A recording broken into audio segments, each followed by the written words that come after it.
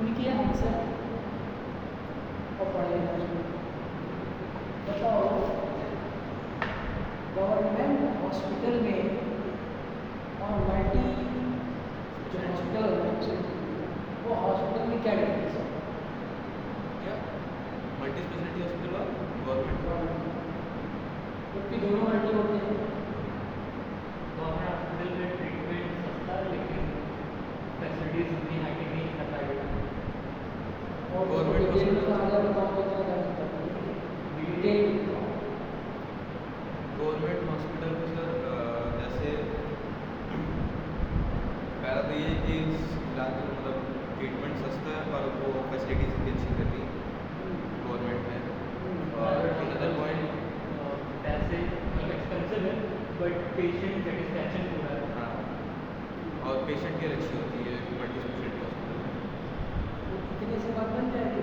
Private hospital में लाइनें लंबी लगती हैं अनक्लीन जैसे आप बता रहे हो एग्जाम्पल आप कह रहे हो सर्विस नहीं होती, जैसे जैसे डिपार्टमेंट के बीच में कोऑर्डिनेशन अच्छा नहीं होता, गवर्नमेंट एम्प्लॉय ज़्यादातर लापरवाह भी हो सकते हैं, होते हैं नहीं हो सकते हैं, रूडनेस भी होती है गुडनेस भी होता है और लाइन लंबी लंबी लगती है, इवन सवेरे से शाम हो जाता है और पेशेंट जो होता है वो डॉक्टर के पास जैसे पहुंचता है उसको भरना पड़ता है।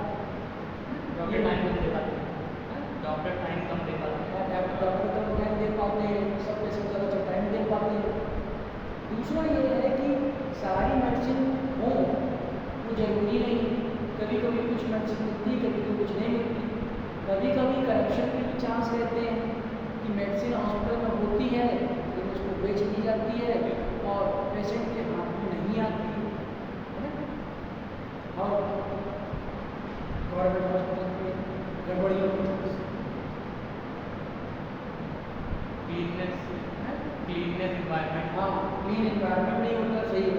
जैसे अंदर गए क्लीन इन्वायरमेंट हो सकता है अंदर मेरे हाथ से मे भी लिखना है, मेरे को होता ही नहीं लिख सकता वो मे भी नहीं, तो वो इन्वायरमेंट नहीं होता है ना, ये सब लिखना है। और बताओ गवर्नमेंट हॉस्पिटल में रिपोर्ट से रिजल्ट आने में प्राइवेट को ज़्यादा टाइम लगता है। वो तो अगले दिन बुला लिया करा दो, अगली रिपोर्ट नहीं दे सकते, लेकिन हो सकता है। इसको इसलिए समझा सकते हो क्योंकि पेशेंट अगर बहुत सारे होंगे तो रिपोर्ट आने में देरी हो सकती है, डायरेक्ट नहीं तो रिपोर्ट आने देरी हो सकती है। क्यों हो सकती है? क्यों आप उसको बताओ कि पेशेंट बहुत ज़्यादा है, सामान हम नहीं चलते उसमें कहाँ हो सकता है ना, फायदे बताओ। पहले आपने बताया कि फायदे ये हैं कि मेडिसिन फ्री मिलती है, डॉक्टर का ट्रीटमेंट या डॉक्टर की फीस फ्री होती है, और कोई फायदा है? फायदे बता देंगे हेल्थ स्कीम चल जाती है गवर्नमेंट हॉस्पिटल्स में। गवर्नमेंट स्कीम्स मिल जाती है हॉस्पिटल। प्राइवेट हॉस्पिटल्स में हेल्थ स्कीम जल्दी नहीं चलती है, जैसे सीजीएच हो गया, जैसे किसी आयुष्मान भारत हो गया। आयुष्मान भारत। हाँ हाँ जैसे ये कह सकता है कि सबके प्राइवेट पे कुछ अभी तो सब में नहीं आती प्राइवेट में। आयुष्मान भारत अभी सारे प्राइवेट हॉस्पिटल में नहीं चलता है। हाँ किसी सारे का नहीं। हाँ, तो इसको समझा सकते हो कि गवर्नमेंट की स्कीम के अंडर में कुछ इलाज होते हैं गवर्नमेंट हॉस्पिटल में आसानी से, मे भी प्राइवेट में हो सकते हैं लेकिन आसानी से गवर्नमेंट हॉस्पिटल में। अच्छा कमी में एक चीज़ और बता सकते हैं, ऑपरेशन के लिए जो टूल्स होते हैं वो हो सकता है सही ना हो, है ना, टूल्स और मशीन्स जो है वो सही ना हो, है ना, और ज़्यादा भगदड़ की वजह से या डॉक्टर की सही तरीके से ना देख पाने की वजह से रिजल्ट गड़बड़ा सकता है, वो भी लिख सकते हैं, है ना। ये जहाँ तक कमियाँ होता है ना, अच्छा ये बताना है नहीं कोई गवर्नमेंट हॉस्पिटल वाला ही होगा तो उसको अच्छा। अब प्राइवेट हॉस्पिटल, हाँ प्राइवेट हॉस्पिटल में बताओ क्या फ़ायदे हैं? सबसे पहले क्लीन होगा, कोऑर्डिनेशन होगा डॉक्टर के बीच में, रिसेप्शनिस्ट जो होगा वो आपकी बात को करेक्ट सुनेगा, कुछ मशीनें पहले हो सकती हैं, लाइन नहीं लगेगी, पेशेंट केयर अच्छी होगी, पेशेंट केयर अच्छी होगी, पेशेंट डाटा प्राइवेसी। हाँ हाँ डायरेक्ट गवर्नमेंट में हाँ ये कह सकते हो, सिक्योरिटी में भी गवर्नमेंट का प्राइवेट स्ट्रॉन्ग है।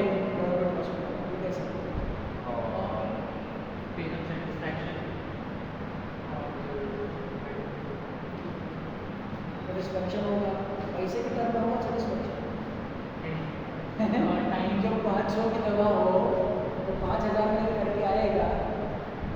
जिसके पास पैसा है उसके लिए तो कोई 5000 वैल्यू नहीं करता, लेकिन जो 50,000 कमाता होगा उसके लिए एक चला जाएगा 10% चला जाएगा उसका।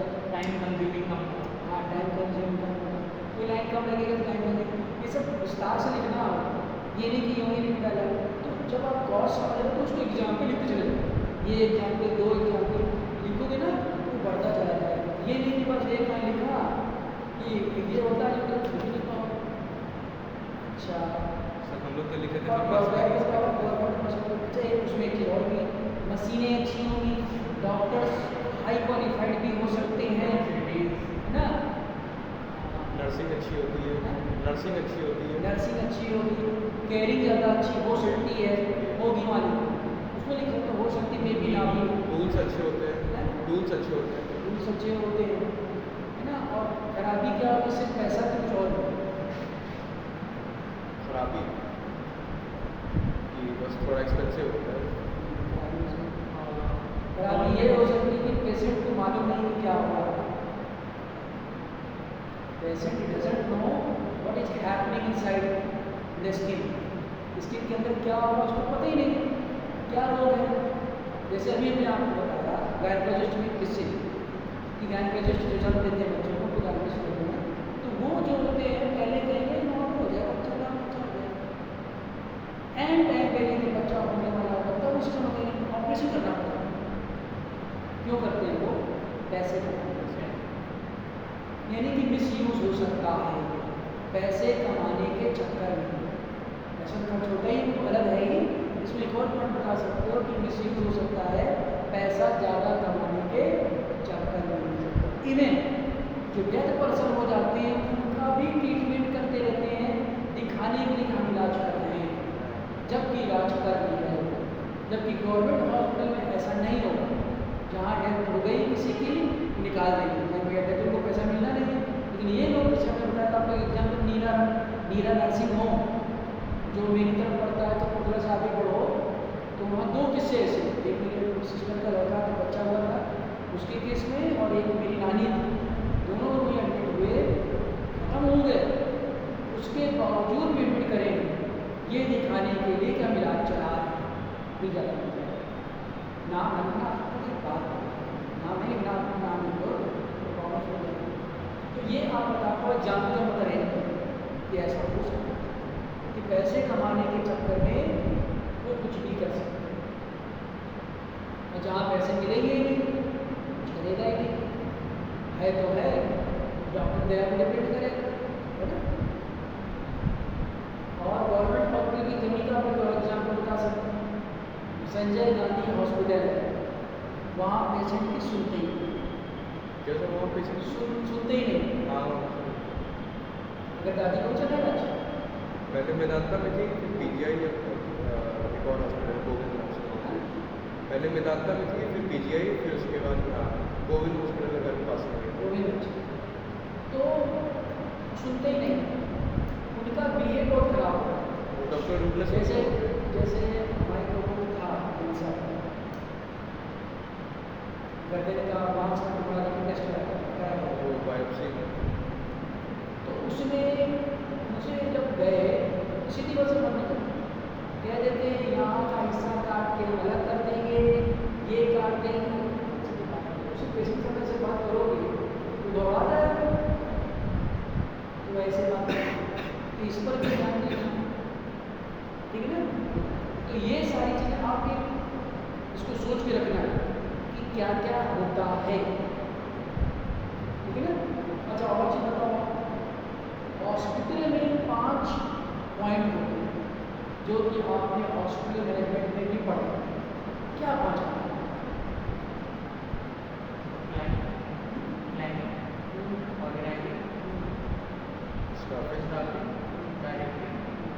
कंट्रोलिंग, ठीक है ना। ये 5 पॉइंट आप लोग तैयार करना है, तो इससे तैयारी होगी। तो इतनी चीज़ें आपको बात को पूछा लेंगे तो हम पूछेंगे आपसे कितना तो आगे इसी को समझाओ। अच्छा, जो 5 पॉइंट है इसको कैसे समझाओगे? अगर हम इसको डिस्क्राइब करें 5 पॉइंट्स। अच्छा, मार्केटिंग में 5 पॉइंट्स हैं, कैसे बताओगे? ऑर्गेनाइजेशन में ऑपरेशन को कैसे हैंडल करके बताओ, इस 5 पॉइंट को कैसे डिस्क्राइब करें? पहले तो प्लानिंग है। प्लानिंग के अंदर भी 3 पार्ट आते हैं। बेसिकली प्लानिंग कोई भी चीज़ हो सकती है जो और हॉस्पिटल डिसाइड करने के हम एग्जाम्पल लिखा करते हैं। अच्छा, प्लानिंग को प्लानिंग लिखोगे कि प्लानिंग का दूसरा वर्ड लिख सकता है?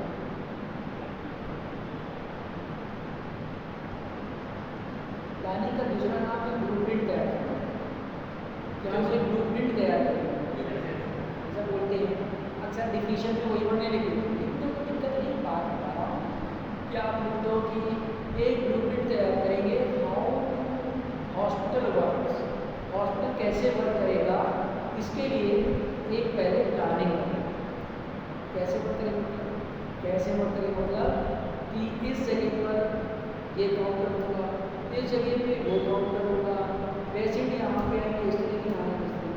तो सबसे पहले तो आप इसी चीज़ को करो, है ना? पहले प्लानिंग करो। फिर प्लानिंग में ही कई चीज़ें आएंगी, कहते हैं अभी आप बता दो कौन सी काम करा प्लानिंग, दूसरा ऑर्गेनाइजिंग। तो जब आपने प्लानिंग कर लिया कि इधर ये होगा, इधर वो होगा, तो ऑर्गेनाइज करो, लोगों को संगठित करो। इतने लोग, ये डॉक्टर यहाँ बैठेंगे, ये डॉक्टर यहाँ पर बैठेंगे, ऑपरेशन थिएटर यहाँ पर होगा, डॉक्टर के बगल में इमरजेंसी वार्ड बाहर होगा, कि पेशेंट आते तो इमरजेंसी वार्ड पर आते हो जाए। तो ये सारी चीज़ें हम लोग उसमें करेंगे। तो ये किस में आ जाएगा? ये आ जाएगा ऑर्गेनाइजिंग। प्लानिंग में भी आ सकता है, ऑपरेशन थिएटर वाला ऑर्गेनाइजिंग में आ सकता है। फिर कंट्रोलिंग में क्या आएगा? कंट्रोलिंग में आएगा कि काम स्मूथ हो रहा है कि नहीं हो रहा है, पेशेंट को रिजल्ट या पेशेंट को मेडिसिन वगैरह सही तरीके से दी जा रही है, नहीं दी जा रही है। ऐसा ना हो कि पेशेंट चिल्ला रहा हो, नर्सेज या जो हॉस्पिटल में मेडिसिन प्रोवाइडर है सुन ही नहीं रहा है ना। ये सारी चीज़ें। और क्या होता है? डायरेक्टिंग। हम डायरेक्टिंग तो डायरेक्टर्स होते हैं जो हर एक डिपार्टमेंट का को डायरेक्शन देंगे और देखेंगे हर एक डिपार्टमेंट में जा करके जो उसके अंडर में काम कर रहे हैं वो अंदर वाले देखेंगे, अंडर वाले हर एक डिपार्टमेंट का काम कैसे चला देखेंगे, वो जाने उसके अंडर वाले कैसे काम कर रहे हैं। जैसे डिपार्टमेंट आपके बड़े चले थे, आपको काम सही चल रहा है, पेशेंट से बात कर ली, सही बता दिया, यहाँ पर तो पहले मेरी बात है पॉइंट होते हैं। फुल फॉर्म मालूम है?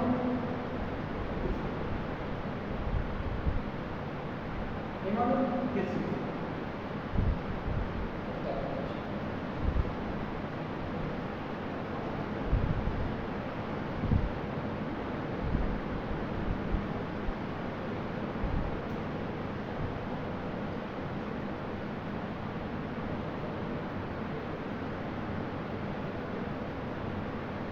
ओपीडी का बताओ। आउट पेशेंट डिपार्टमेंट लगाना और इन पेशेंट डिपार्टमेंट का क्या मतलब है? इस तरह के छोटे छोटे जो हैं करना। और तैयारी है एक होता है सर ENT नाम से, ENT डिपार्टमेंट, ENT की क्या फुल फॉर्म?